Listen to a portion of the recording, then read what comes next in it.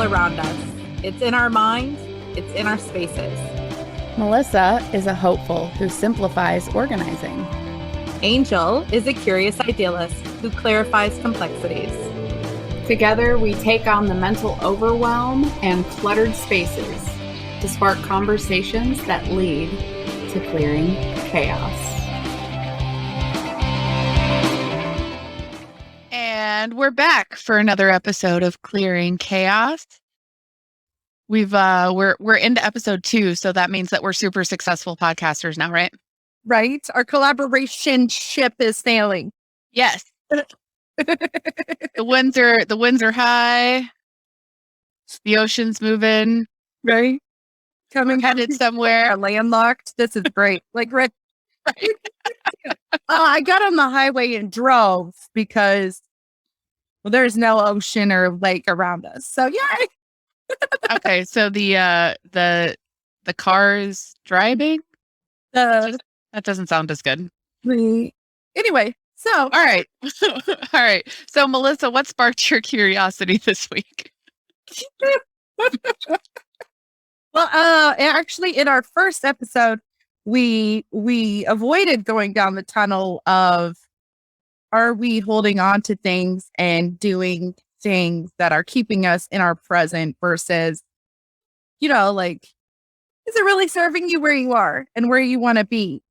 And so that's kind of where I felt after our last conversation. Like that's a great one. That is a great one. And I will tell you that the idea of asking that question, like, is this supporting the life that I'm trying to create? I love that question. I think that's a great question that I should ask myself more often when it comes to all of my stuff. Speaking, not even just for my physical stuff, definitely for that. Definitely. But also for like all of the things that I'm doing, like the books that I read, the sessions that I choose to listen to, the podcasts I listen to, the learning that I'm looking for. I think that's a good filter to use. Yeah, and I mean that could even cross into who you're spending your time with, how you're spending your time. Am I spending my time in a negative space?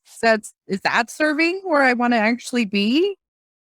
Right? Or am I hanging out with people in toxic relationships? Is that helpful? Absolutely. So I think that's a good check-in for our collaboration ship. Part 2. Part 2 is our collaboration ship serving us and supporting the life that we're trying to create. Whoa. I think so far. I think so far too. I think so far. Like 2 episodes, we're doing okay. I think we're good. Man, if we were having trouble this early on, then we should just shut it down. Like, turn it off. We're done. Well, now, I don't think we'll be those podcasters. Like, we're going to have fade that quickly. Oof. Ooh, that'd be scary. That's bad. And I'm going to be that person. Me either. Let's not be those people together. Okay. All right. So what book are we bringing into this conversation? What do you think is a good book that kind of supports this idea of supporting the life that we're trying to create? Well, it is a book of my choosing this week. And it is a book that so being the nerd that I am, I'll read the book that's mentioned in another book. So yeah, that happened. And I found The Art of Selfishness by David Seabury when I was reading the I Love Lucy book that Lucille Ball wrote. Like, there's a lot of books about her, but this is the book she wrote. And the inspiration I find, like, she was very clear of who she wanted to be. And she mentioned this book because inside this book, one of the things that stuck with me after I read it, and I read it years ago, and I don't read it often because it's it's kind of really falling apart. Like, pages are coming out. But one of the parts that stuck with me, and especially as a mom and being in relationships, with my parents and partners and things like that, is if I don't take care of myself, then I won't be here to take care of the other people that I want to take care of. And that right there was one of those like kind of moments, like, ooh, oh, okay. That's a really, Yeah. oh, that's awesome. And because we could probably, Spark, go down a whole rabbit hole on that, the importance of putting on your own oxygen mask first, because that was a big learning for myself as well. You try to live in service of other people. You try to be a kind and generous person. And if you're really, really focused on that, you can forget to stop and do things that fill your cup in ways that aren't in service of others. Occasionally that's necessary too. Yeah. And I mean, I think that part of the book really ties into the spark that we had about, is this serving me? Like, is this mindset, is this conversation, is this object serving me? Because if it's not serving me, then it's depleting from me. Even if it's just clutter causing stress, or, an ugly conversation causing just, ugh. And so if it's depleting for me, then I'm not going to be full enough to pour into you, and to pour into our collaboration, and to give into my son's time, things like that. And I think those two topics, while they're very broad, are very narrow and all at the same time. I think they're just like, like, Yes. Yes, absolutely. So one example we've already talked about, one example. So I was thinking, do you have an example maybe from your work in helping with people getting organized that comes to mind, where maybe that was a challenge for somebody, and like how you help them through that? Yeah, all the time. So, so we find it a lot of the time in two major areas: clothes, because I'm going to get down to that size again, right? Oh, I'm going to lose weight and wear that again. So we hang on to we're going to get there. Okay, but it's not serving you. So every time you see that, it's just like, I'm still not there. Or even the opposite. Like, if you lose a lot of weight, but you keep your fat clothes just in case. Okay, so you have no intentions of living where you currently are in your current size. You're like, oh, this is great for now. This is my fat for now. But I want to hang on to my fat clothes. But those aren't serving you where you are. You did all this work to lose weight. Great job. Why are you holding on to that past? Right. Like you're making a plan to be fat again. Yeah. Yeah. It's like making a plan B. So plan A can fail easily. Yes. I love that. And I hadn't really thought about that. You hear people talking about how important it is to be prepared and to have a plan, have a backup plan, and then have a plan for if your backup plan doesn't work. And to your point, that really is like kind of planning to fail. Yeah. Yeah. That's really interesting. I'm going to go down a rabbit hole on that as well. So what about you specifically? Like, is there anything that you've had that you found like a really good concrete example of when you were hanging on to something that wasn't serving you and you kind of had that aha moment to get rid of it? Yeah, for me, it was people pleasing. People pleasing and being the good girl, right? The ideal image of what I think you want me to be versus who and what and where I am. That is definitely one of the things that no longer served me, but it was a hard journey to, okay, but it should serve me, right? Like, that should be who I am. That should be what I am. And, actually recognizing that I'm giving away my current power to a toxic situation, or I'm giving away my control to the perception that I'm think you may or may not want. And so actually realizing that put me back in control of where I am, put me back into, okay, this is me here's my colors, take it or move on, versus this is me. How can I shift for your comfort? And I think that was one of the biggest, hardest hurdles of being a human that I had to take, me personally. What about you? I'd say the same thing, honestly. Because I think the intention is there, right, to help other people and to be there for other people when you have that mindset. And you don't realize how much you're getting in your own way by trying to be what other people want you to, because the truth is, in that moment, you don't honestly know what the other person wants because you're not actually asking them. That would take authenticity, which is difficult, right?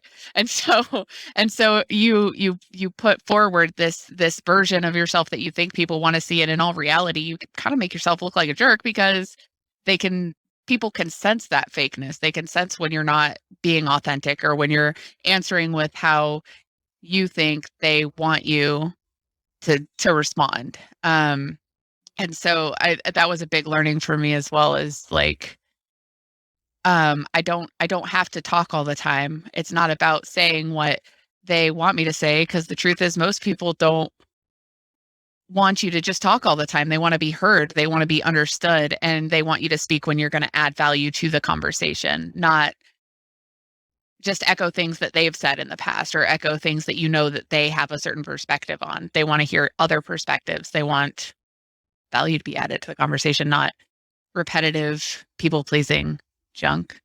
Yeah. Yeah. And I mean, as a culture, as a society, it's hard. Silence is hard. You're like, did I say something that makes you mad? Did I say something wrong?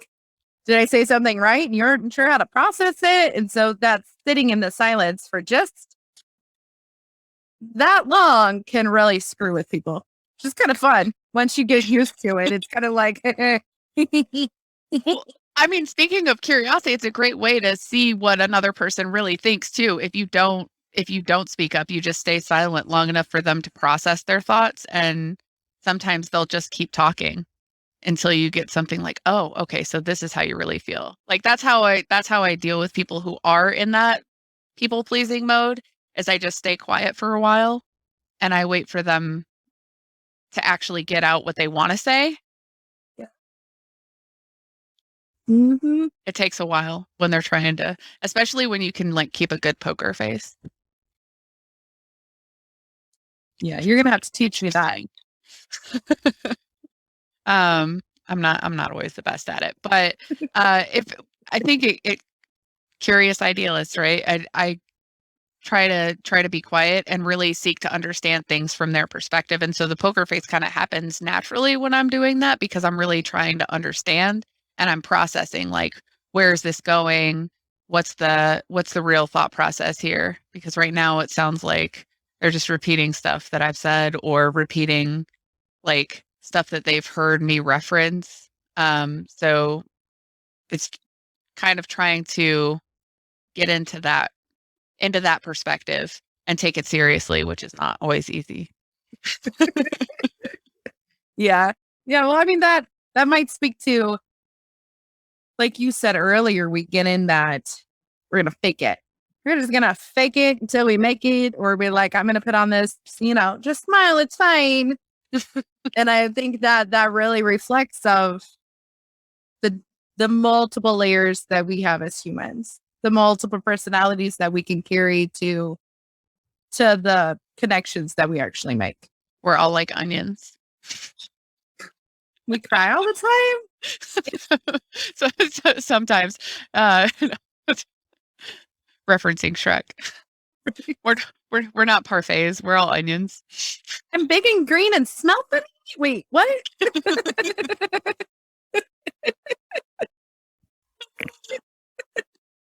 Yep. And that's episode 2. No. And scene. So let's go back to that book for a second, because I this is not a book that I've read, and so I'd love to hear a little bit more about things that you learned from this book and how it relates to that idea of supporting the life that, like the things and ideas and actions supporting the life that we're trying to create. Yeah. So I love a good story, and I would show you the pages, but they're like, like, can you even see that far kind of, and, they're Not attached. not all attached, but it gives the different stories, like how to face a crisis. Are you, being engaged in a situation, or are you faking it till you make it, right? Are you bringing a solution to the table, or are you causing more problems to the table? Are you That's a good one. creating like the story in your head that you think should play out, or are you actually being present? And it gives like bazillions of different, options. Like if a woman attends a male heavier room, does that shift the behaviors in the room? Right? Or if there's a family and there's a male and a female parent, is there an assumption that all things kids ask mom? And so it covers topics like that kind of like make you just go, huh, huh, huh.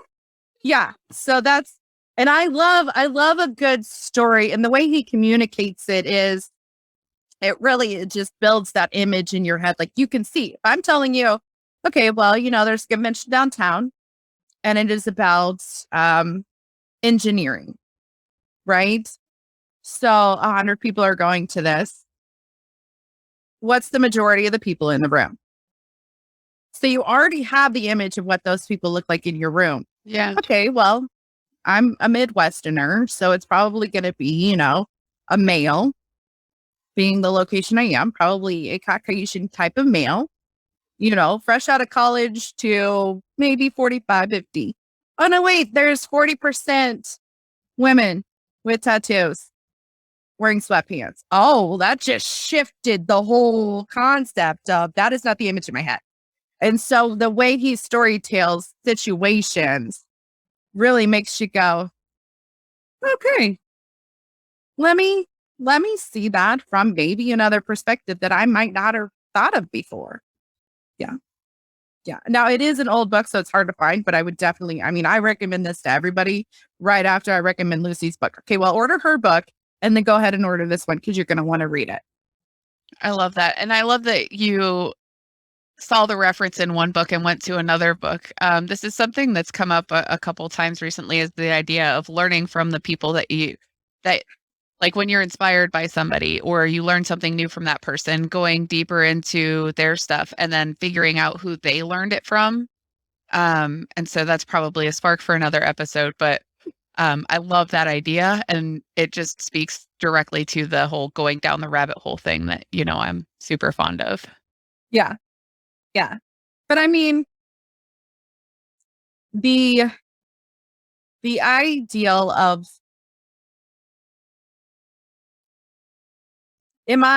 okay, so like today we're talking about, is it serving me where I am, right? Is this serving me where I am? And so going down that tunnel of, am I sitting at a table that's going to be a people that I actually want to learn from and build from and be influenced by? Or do I need to sit at a different table? It's okay to get up and move. And it's okay to be open to learning more. So if I find something inspiring, then why would I not absorb everything that created you? Because you are inspiring me. And so I want to know what built you for that. Pause.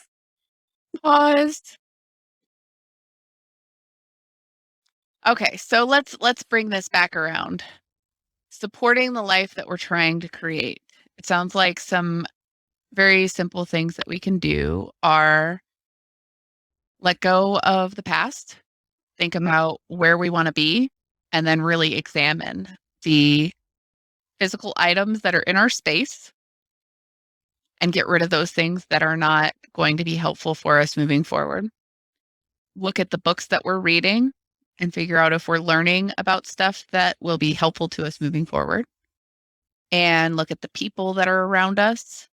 Are the people that are around us holding us back, or are they people who we find value with in moving forward? And if we do that and kind of examine the different aspects of our lives and use that question as like a litmus test, like, does this support the life that I'm trying to create?